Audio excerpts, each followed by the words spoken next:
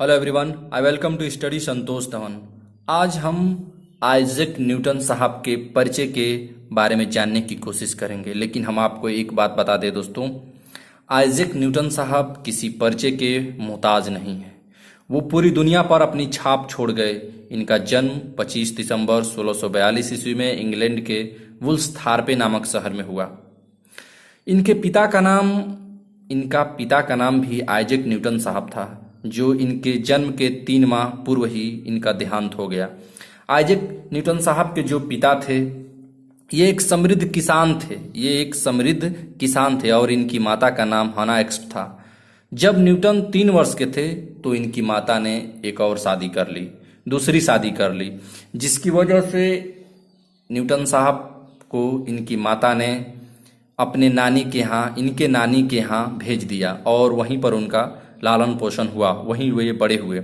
और इनकी प्रारंभिक शिक्षा थी जो वहीं इंग्लैंड के द किंग्स स्कूल से हुई और बाद में ये 1662 ईस्वी में स्नातक के लिए ये कैम्ब्रिज गए और 1665 ईस्वी में अगस्त 1665 ईस्वी में इनका कंप्लीट हुआ स्नातक। और उसी वर्ष वहां पर प्लेग महामारी आ गई और प्लेग महामारी के कारण विश्वविद्यालय बंद करना पड़ा। न्यूटन अपनी मातृभूमि वापस लौट आए और इन्होंने 2 वर्ष एकांकी जीवन व्यतीत किया और अपनी खोजों को जारी रखा और इन्होंने बहुत अधिक वर्क किया अपने वैज्ञानिक खोजों पर और अपनी सफलताओं को चुनते गए।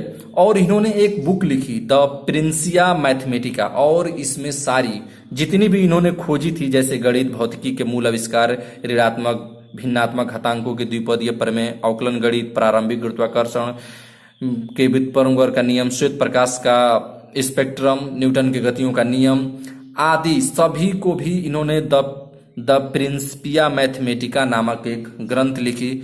उसमें न्यूटन साहब ने सारी जो उन्होंने आविष्कार किए थे उस एक बुक में पब्लिश किया।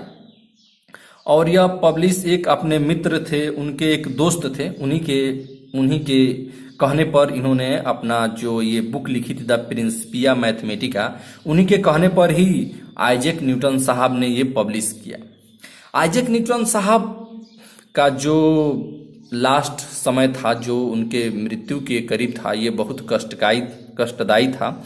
और इनका मृत्यु लंदन में हुआ 31 मार्च 1627 ईस्वी को इनका मृत्यु हो गया। लेकिन इनकी खोजें बहुत सारी हैं। आप चाहे मैथमेटिक्स उगार लीजिए, मतलब देख लीजिए, या फिजिक्स देख लीजिए, या साइंस देख लीजिए, कोई भी साइंस हो, और इतिहास में भी इन्होंने बहुत कुछ लिखा है। तो न्यूटन साहब एक दुनिया पर अपनी छाप छोड़ गए, पूरी दुनिया पर, और जिनके खोजों की वजह से इनको पूरी दुनिया में आज के डेट में जाना जाता है दोस्तों। लेकिन न्यूटन साहब ने एक लेख लिखा है, अपने एक इतिहास में एक लेख लिखा है दोस्तों, कि मैं नहीं जानता कि मैं दुनिया को किस रूप में दिखाई दूंगा, लेकिन अपने आप के लिए मैं एक ऐसा लड़का हूं जो समुद्र के किनारे पर खेल रहा है और अपने ध्यान को अब और तब में लगा रहा है। एक अधिक चिकना पत्थर या एक अधिक सुंदर खोल ढूंढने की कोशिश कर रहा है। सच्चाई का यह इतना बड़ा समुद्र मेरे सामने अब और तब खोजा नहीं गया।